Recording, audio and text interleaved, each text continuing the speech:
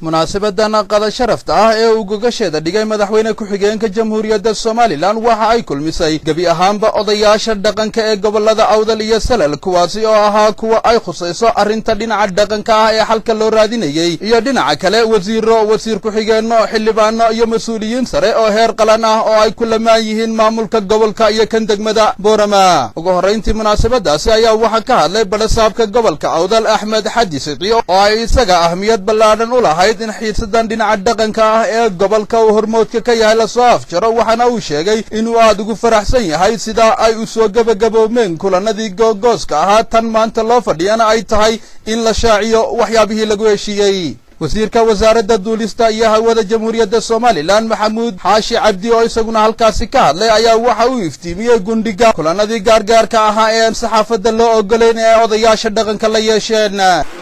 haddii ragga qaarkii moodayo in hadal badan loo kaalmoonayo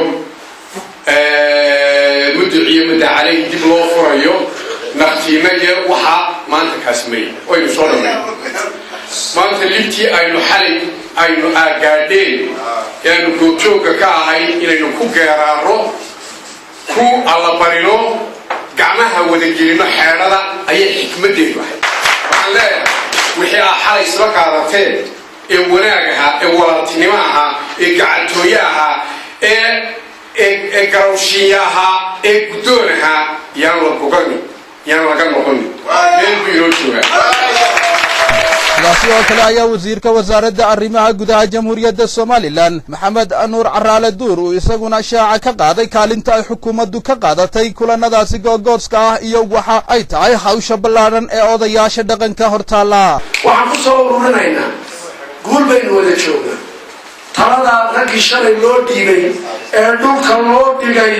ee labada suldaan Cabdiraxmaan Dhawal iyo Ibraahim Jaamac Samatar u horeeya sidoodii ha u qaadaan sideedii